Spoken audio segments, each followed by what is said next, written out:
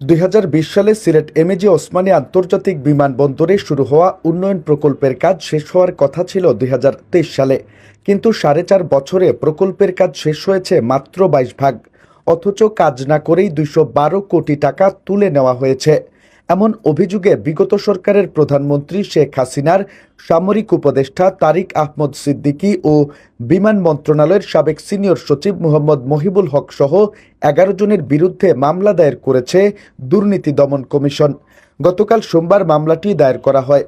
সিলেটের ওসমানী আন্তর্জাতিক বিমানবন্দর ছাড়াও হজরত শাহজালাল আন্তর্জাতিক বিমানবন্দর ও কক্সবাজার আন্তর্জাতিক বিমানবন্দরের উন্নয়ন প্রকল্পের 812 কোটি টাকা আত্মসাতের অভিযোগে 19 কর্মকর্তার বিরুদ্ধে 4টি মামলা হয়েছে। জানা যায়, বিগত সরকারের আমলে 2116 কোটি 50 লাখ টাকা ব্যয়ে ওসমানী বিমানবন্দরে আন্তর্জাতিক সুযোগ সুবিধা বাড়ানো ও দেশি বিদেশি ফ্লাইট চালুর জন্য একটি উন্নয়ন প্রকল্প নেওয়া হয়, যা 2020 সালের 27 আগস্ট কাজ শুরু হয়ে 2023 সালের 27 মের মধ্যে শেষ হওয়ার কথা ছিল। তবে 4.5 বছর পেরিয়ে গেলেও দৃশ্যমান কোনো অগ্রগতি নেই, বরং কাজ না করেই অগ্রিম বিল হিসাবে 212 কোটি টাকা ছাড় করিয়ে নেওয়া হয়েছে। এই অভিযোগে 11 জনের বিরুদ্ধে মামলা দায়ের করেছে দুদক।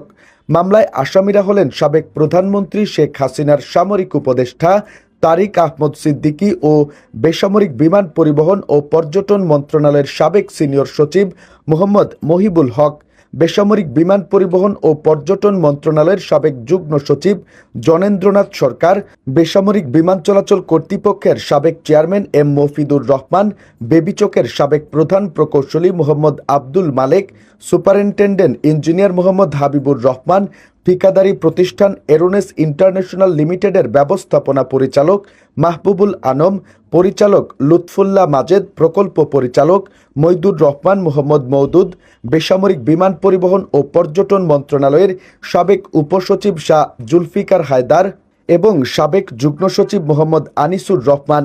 মামলার এজাহারে উল্লেখ করা হয়েছে, ওসমানী আন্তর্জাতিক বিমানবন্দরের সম্প্রসারণ কাজে স্থানীয় এজেন্ট হিসেবে বেআইনি সুবিধা নিয়ে ও দিয়ে এরোনেস ইন্টারন্যাশনাল লিমিটেড কন্ট্রাক্টর হয়ে কার্যাদেশ পেয়ে তা বাস্তবায়নে নিয়োজিত থাকে। এরোনেস ইন্টারন্যাশনাল লিমিটেড দেশের বিমানবন্দরগুলোর কোনো প্রকল্পে সরাসরি, আবার কোনো প্রকল্পে বিদেশি কোম্পানির লোকাল এজেন্ট হয়ে কাজ করেছে। আইন ও চুক্তি লঙ্ঘন করে পরস্পর যোগসাজশে প্রকল্পগুলোর সামগ্রিক কাজে এরোনেস ইন্টারন্যাশনাল লিমিটেডকে সম্পৃক্ত করা হয়। বিষয়টি নিয়ে ওসমানী বিমানবন্দরের পরিচালক মোহাম্মদ হাফিজ আহমদ বলেন, 2020 সালে শুরু হলেও এখনও কাজ শেষ হয়নি।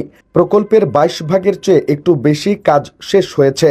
কাজ বন্ধ থাকার ব্যাপারে তিনি বলেন, যেহেতু প্রকল্পের মেয়াদ শেষ হয়ে গিয়েছে, সেহেতু একটা নিয়মের মধ্য দিয়ে পরবর্তী পদক্ষেপ নিতে হবে।